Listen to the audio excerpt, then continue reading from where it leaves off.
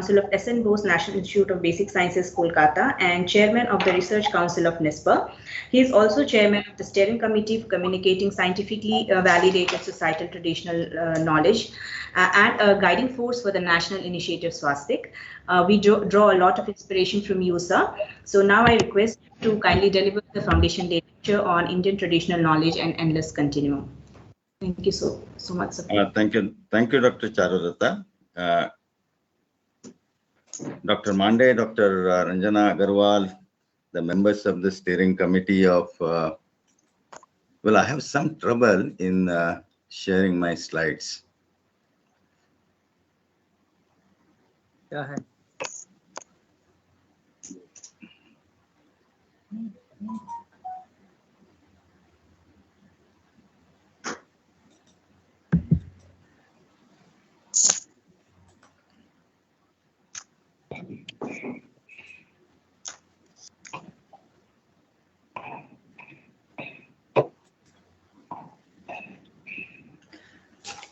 So let me add my words of greetings to you all on this day of Makar Sankranti, and also congratulate NISpR team for completing 1 year in this new format.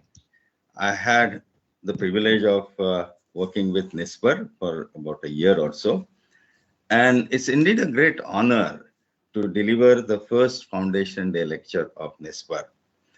Friends, I'm going to talk about few issues which have fascinated me for many years. Let me begin by saying that the Indian knowledge tradition, it includes almost a broad spectrum, right from philosophy, logic, ethics, literature, linguistics, mathematics, astronomy, Ayurveda and medicinal practices, metallurgy and metallurgical chemistry. And these issues which are marked in red, we have already taken on board in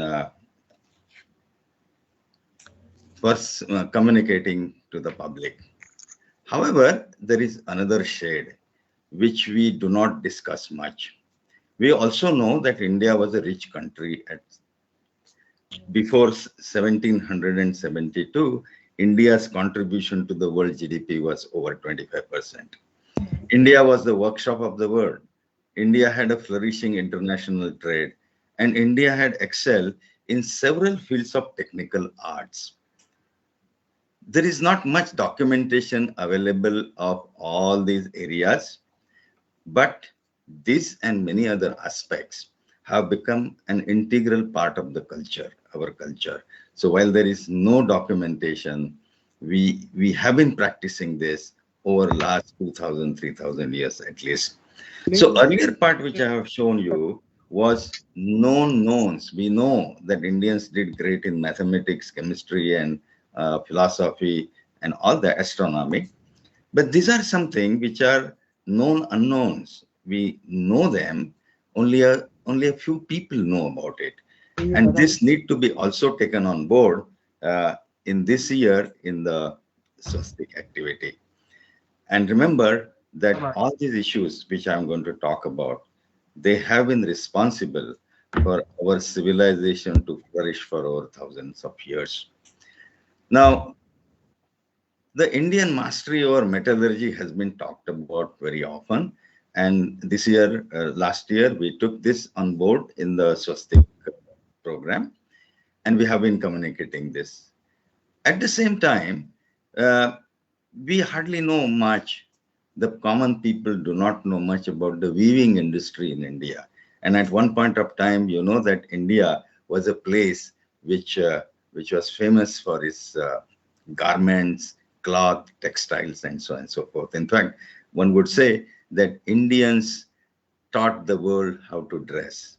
You can see here the first picture here. This is from the Indus Valley civilization. And that statue, what you can see is having that clock, which is made up of cotton. So the weaving started in the Indus Valley civilization. Another historical proof is that the mummies, which are in the Egyptian tombs, which dated 2000 BCE, they have been found to be wrapped in finest quality Indian muslin. And this cotton the fabric of India was exported to all over India, east and west, and the textile manufacturing was taking place all over India. And from the literature, you feel that the whole country was busy in spinning, weaving, dyeing, printing cotton clothes. Now, I must sensitize you that this particular supremacy of Indian textile was because of the innovations of the Indian weavers. And not much literature is available in the traditional text and manuscripts. However, later there are some literature available. Now, Indians could produce high quality fabric with the exclusive designs. They used the natural and bright dye stuff and large variety of fabric. For example, muslin from Dhaka was of 4 types: Malmal, Daria, Charkhana, Jamdani. And there were 17 types of Malmal and 10 types of Daria and Jamdani. As you can see, just from one place, the variety of fabric was produced.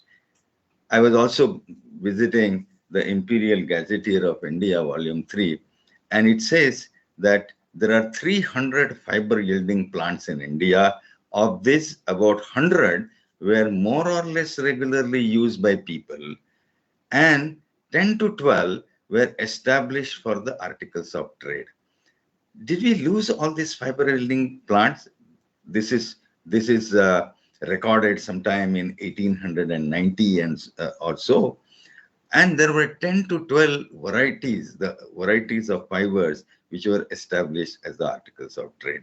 When I started counting, do I know these 10, 12 varieties? And I could not go beyond 3 or 4. This is the lost knowledge that in the cotton industry. And we also know that the economic protectionism adopted by the British government led to the fall of Indian textile export somewhere in the middle of 19th century.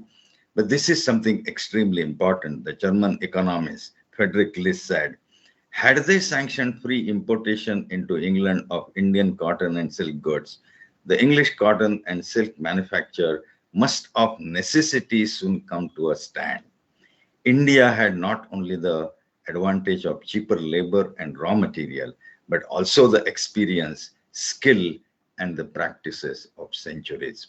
And this is what we need to take forward and let people know what did we do. Today we are talking about Make in India, we are talking about Skill India, all these skills which were there in the society for more than 2000 years, we need to revive this.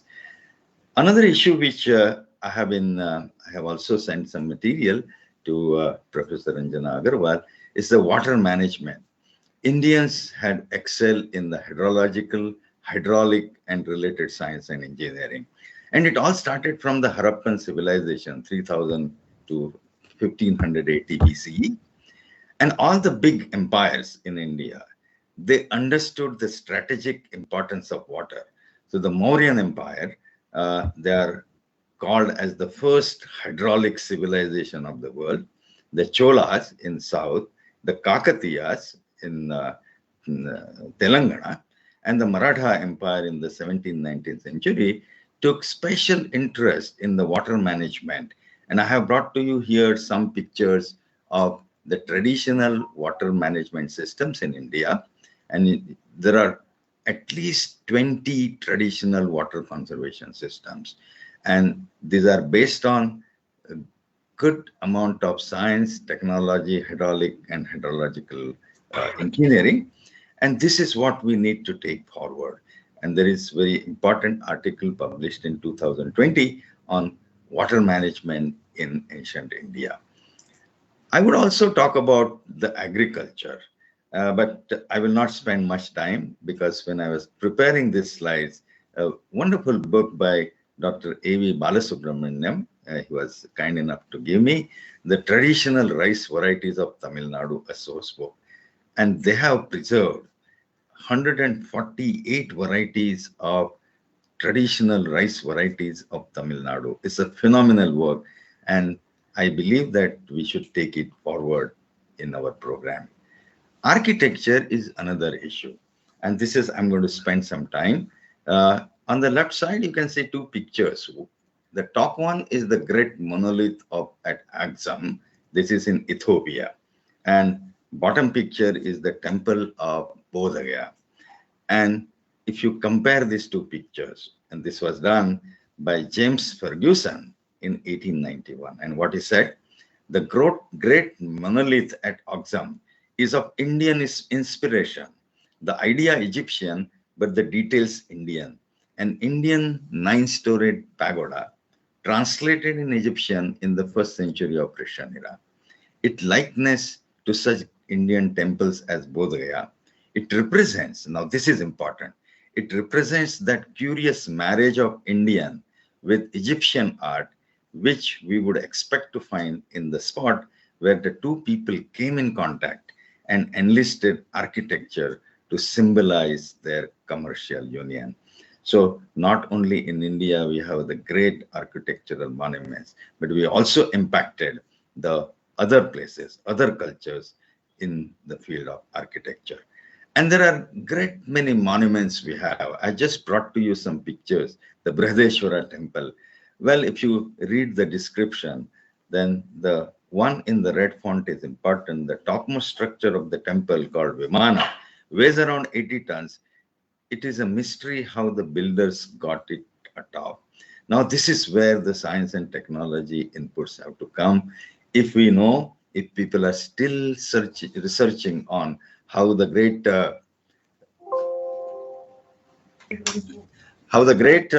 pyramids were constructed, then we should take this problem forward. And also, there are several musical pillars in the temple. What's the science behind this? We need to discover. The Ramappa temple, which was included in the World Heritage Site last year. Now, this provides the kind of technology we had in architecture, the sandbox technology for making the buildings earthquake proof. And they used also the floating brick technology. The normal bricks have a density of 2.2, whereas the bricks used in Ramappa temple have a density of 0.9. They float on water, and therefore they call the floating brick technology. And these lightweight bricks were used to reduce the load on the entire structure. It's a very important, and our civil engineers need to take it forward, how our ancient Indians were trying to use this sandbox technology or floating brick technology. My another pick is the Chaya Someshwara temple. That's 11th century architecture in Nalgonda. Now, why it is called Chaya Someshwara is the deity is a Shiva, and there is always a shadow of a pillar on this particular deity. It is Chaya, and therefore it is called Chaya Someshwara. But remember, this shadow remains on the deity for all 12 months and from morning till evening. So it does not move, and therefore it is not a shadow of a pillar of this, any of the pillars in this temple, but it is a phenomena of diffraction of light. And that diffraction of light creates that shadow always on the deity. And if you recall, the diffraction of light was discovered in 1660 by Gilmadi. And this temple is 11th century temple. So the Indians knew about the science of light. They did not write it, but they put it in practice. And this is something which is not known to the people, although people visit this as Chaya Someshwara temple. Why I brought this issue, again, I'm echoing with what Professor Mande said. In 2015, the whole world celebrated International Year of Light. And that was to commemorate the book, a work on optics written by Ibn al-Hayat, that was written in 1050. And this particular book talks about the reflection, refraction, camera obscura. That's the pinhole camera. And we miss that distinction because the science community of India has been unaware of that Chaya Someshwara temple, which was built in the same century and had an advanced construct of diffraction. And when it comes to camera obscura, we know this that there is a pinhole camera at the Virupaksha temple, Hampi. And you can see here, this is the main temple. There is a pinhole in the wall and it creates an inverted image. So this science of light existed. It existed in the form of these buildings. However, we ignored them for quite some time. I also would like to take it forward in the direction of this discussion in the direction of overseas trade. Today, when India is looking forward to become the third largest or third largest economy, we must also look at and communicate to the people and also sensitize our youngsters how important works our ancient Indians had done in overseas trade. I'll just bring it to you, a small paragraph from a book by Ellen Churchill. And what it says is, from the dawn of history, in the northern Indian Ocean was a thoroughfare.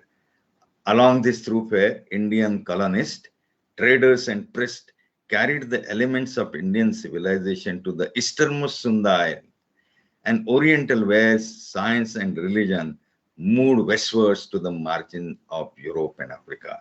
The Hindus became the dominant commercial nation of the Indian Ocean long before the great development of the Arabian Sea power, and later shared the trade of the East African coast with the merchants of Oman and Yemen.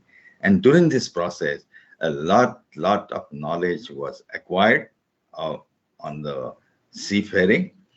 This knowledge does not exist in books, and this is where I said that much of it is in our culture, in our traditions, and also something has got into the folklore. Just to bring you some details, then trading in the northern Indian Ocean, this was called as the Erythraean Sea those days, and you can see on the west as well as on the east coast, there were so many ports. They were trading right up to Rome. And there are also incidences noted in the history that someone from Tamil Nadu took a peacock all the way to Rome. How did they do it? It's an interesting story. And you can see in this red is this is the Silk Road.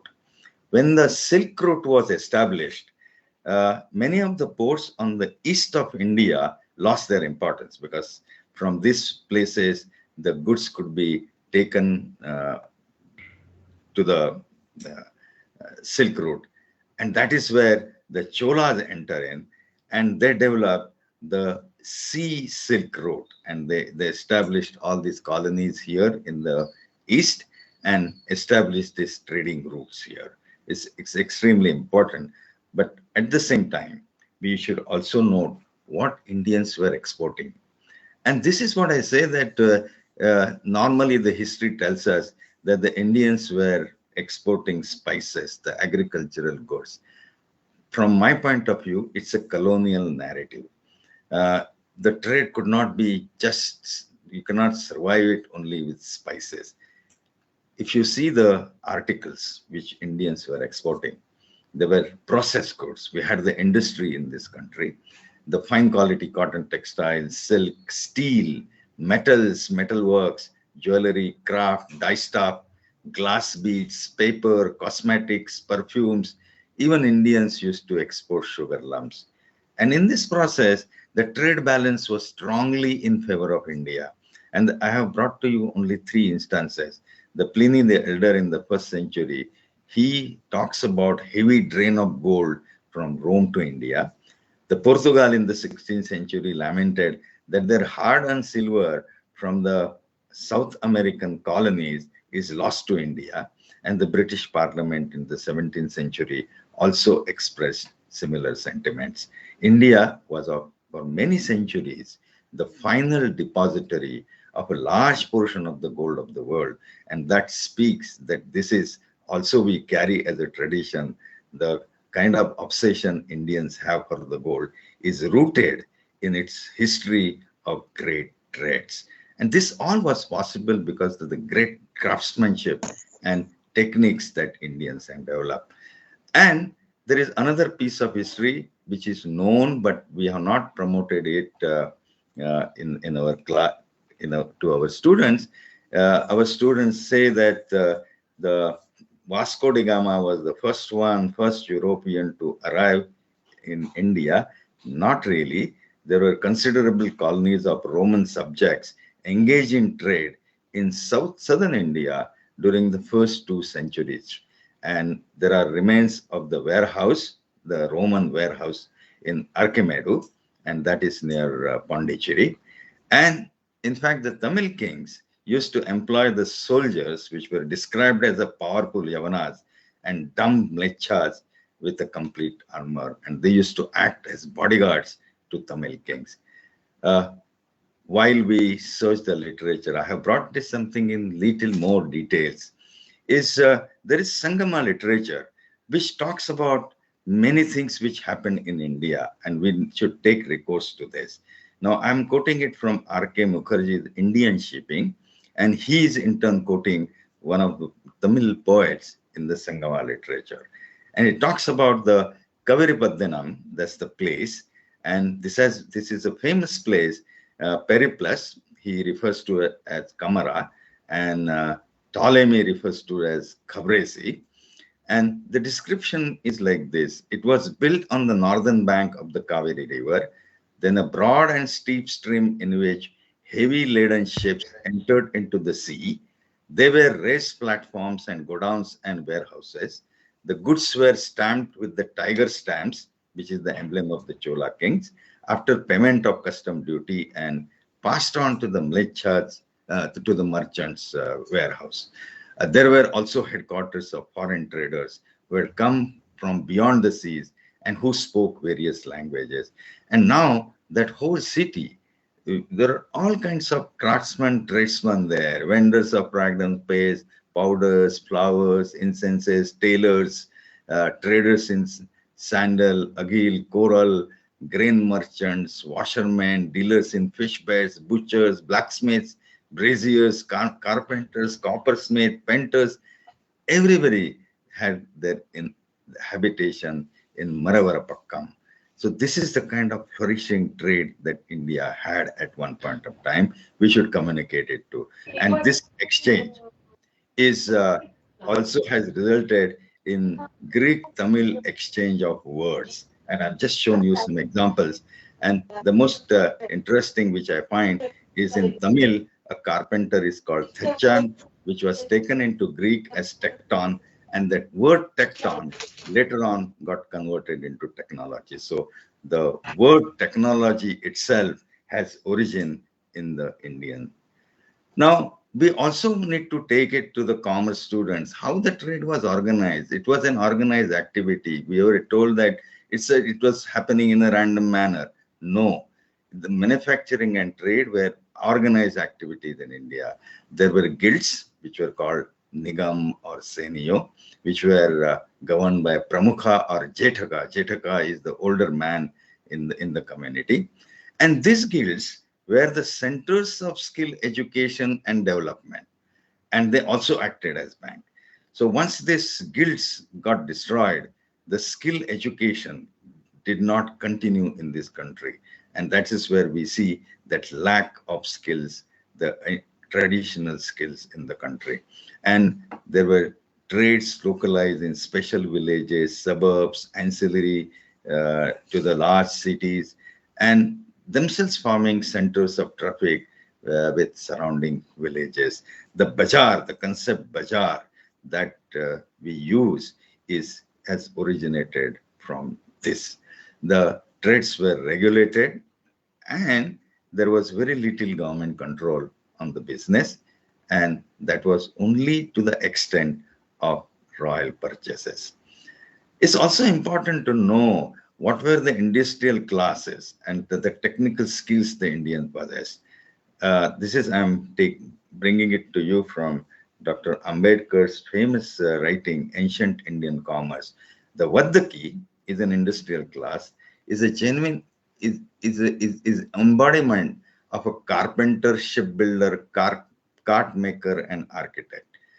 The description of Kammara is a generic term for a metal craftsman producing iron implements, from a plowshare to an axe for that matter, an iron house down to a razor, or the finest of the needle that is capable of floating in water, or again, the statues of gold and silver work. The Prasanna Kotaka is a generic form of a mason, not only quarrying and shaping stones, but as capable of hollowing a cavity in a crystal, a matter probably of requiring superior tools. In India, we described 64 kalas, and these were arts. And Vatsayana and Shushruta, they talk about what are these skills: examination and valuation of gold and gems, art of alloying and separating metals, art of extracting alkali, knowledge of coloring gems and jewel, knowledge of mines and quarries, art of piercing and incinerating stones and metals, knowledge of combination of metals, herbs, and plants. They were all classified as kalas. These were the skills and trades. This goes on to say how much the ancient Indians valued the skills and trades, because that gave rise to such an enormous prosperity to this land. And finally, I'll cover a few things which we have lost totally. The shipbuilding industry in India, and this thriving international trade gave rise to a strong shipbuilding industry. And I'll just bring to you 4 instances. The Lothal is the world's earliest known dock, about 2000 year BC. Imperial Cholas, they had ships weighing over 75 tons in the 10th century. The Maratha Navy, they had ships over 200 tons in the 17th century. They could build this. And Indian ships built for East India Company, they were in the range of 800 to 1000 tons in the 18th to 19th century. And one of the directors of the East India Company commented that the ships constructed in India in her heydays were said to be vastly superior to anything built anywhere else in the world. However, the Navigation Act of 1651 and the Discrimination Act of 1814 killed the Indian shipbuilding industry. What we have today are only the maritime history told through the sculptures, printings, and coins. You can see on the left side is the Indian ship, and this is a lead coin, 1st to 2nd century. This is an Ajanta mural depicting an ancient Indian ship with the high stem and the oblong sails attached to 3 masts. Then the temples in Odisha, the Brihadeshwara temple, Brahmeshwara temple, or Bhoga Mandapa Puri temple, they have these ships inscribed. And also this terracotta panel at Vishnupur temple, West Bengal. And the most important one is the Borobudur ship. This is the 8th century wooden double outrigger sail vessel depicted in the Borobudur Buddhist monument in central Java. And that is where the naval campaigns by the Cholas, the Sailendran and Sri Vijayan empires, which ruled that region from 7th to 13th century. So we have that rich legacy depicted as sculptures. We should take it forward. And finally, I will talk a little bit about education. When it comes to education, we only talk about the Gurukul system. And in the era of mass education, the Gurukul system is no longer going to be useful to that extent. However, whatever the thoughts of Indians on education, these are extremely important and they have to be practiced. For example, I have brought to you one verse. Acharyat padamadatte padam shishya swamedhaya sadbrahmacharibhya padam padam kala kramena cha. Padam in Sanskrit means 1/4. What it says is that a student learns 1/4 from teacher. Swamedhaya is own intelligence. He learns 1/4 from own intelligence. Sat brahmacharibhya padam, 1/4 from peers, the fellow students. And padam kala kramenacha, 1/4 only with time, that is with practice. Now, today's education philosophy keeps talking about the same thing, that the teacher must engage students in the class, in the discussion. This is because 1/4 is going to come from the peers, and 1/4 is with time, with the practice. We have forgotten this. And today, when we talk about the massive open online courses, the MOOCs, they adopt this strategy. The MOOCs have got 4 parts: the learning dialogues, learning by doing, learning extension trajectories, and learner experience interaction. What does it mean?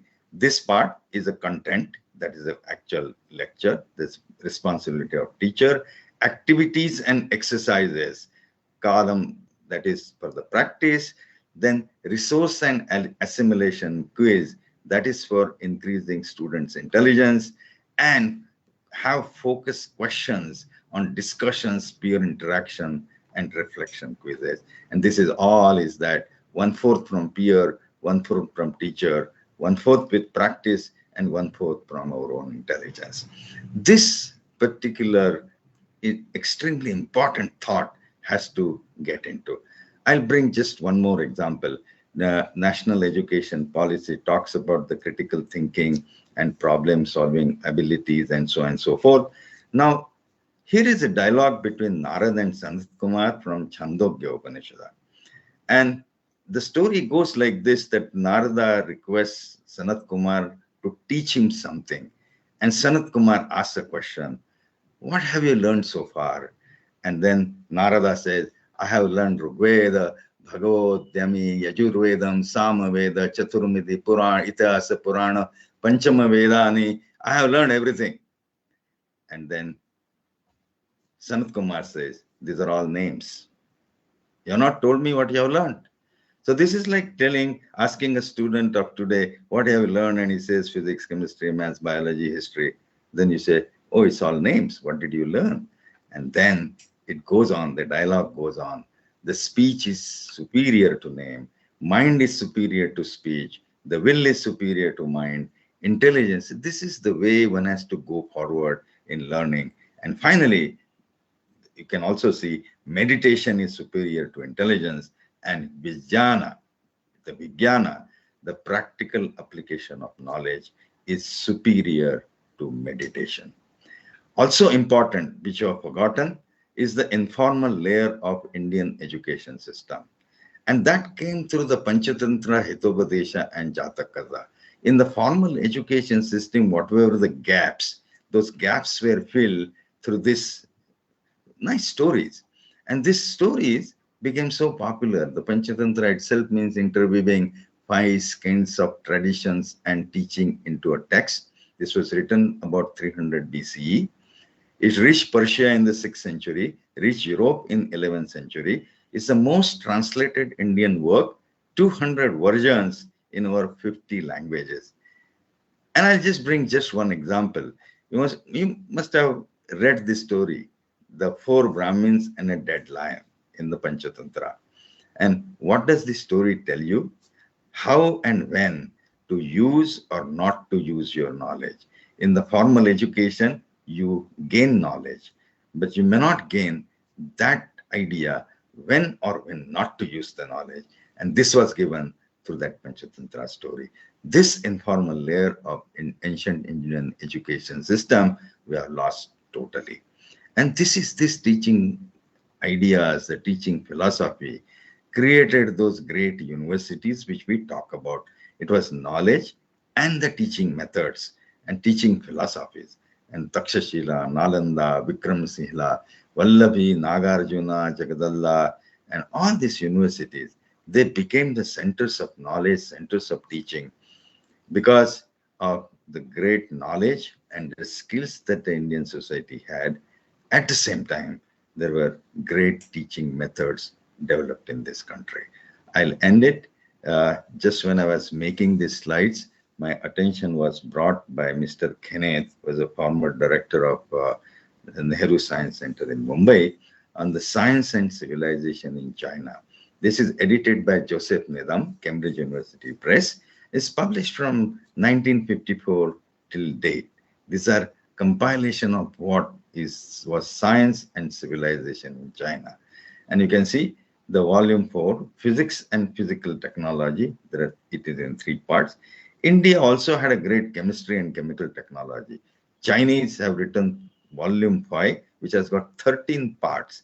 And then biology and biological technology. There are volume 6, which is at part 1 and 6. So at the end of this presentation, I would ask just 2 questions. Can we envisage doing this? That we have the literature, but there are 1 article here, 1 article there. Can we have such a compilation where the science of this country, what was developed in the ancient times, can be put forward?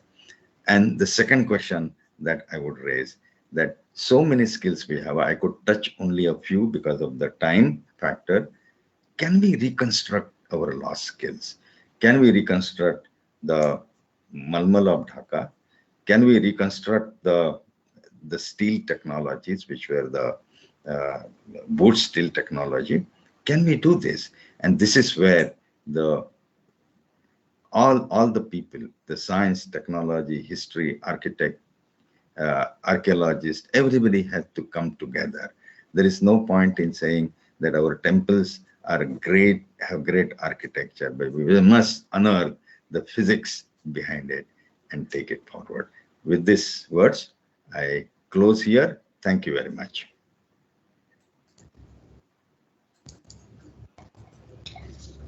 Thank you very much, sir, for your wonderful talk, which I'm sure has enlightened the audience about our glorious heritage of traditional knowledge and practices that span several S&T domains.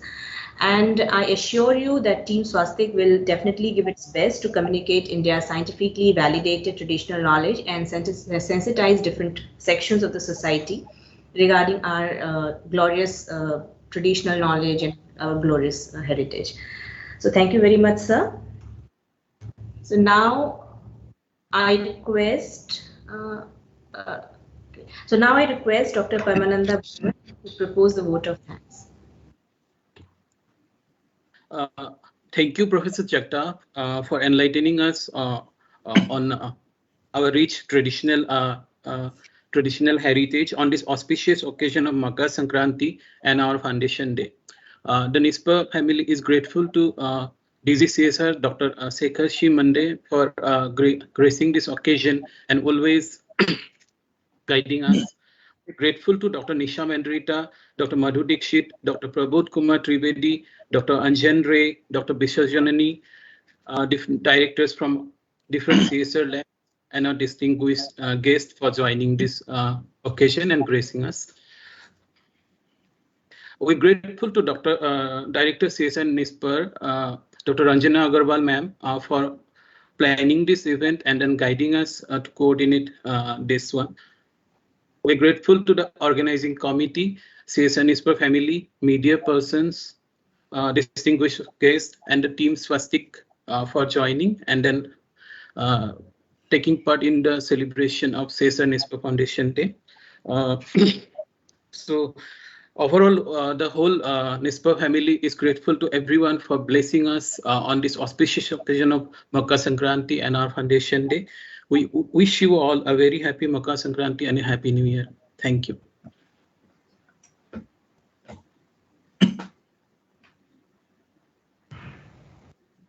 Thank you very much, Professor Jagtap, Professor Anjan Ray, Professor Trivedi, Professor Dikshit, Dr. Vishwajanani, and I could see our CVO also joined. Thank you so very much. And thanks, Team CSIR NISpR. Thank you. Thank you very much, ma'am. So with all the inspirations taken today, the session comes to an end. And now I request Team Swastik and other steering committee members of Swastik to join the following meeting. Thank you very much. Charu, it's a different link, no? Yes, ma'am, it's a different link. Thank you.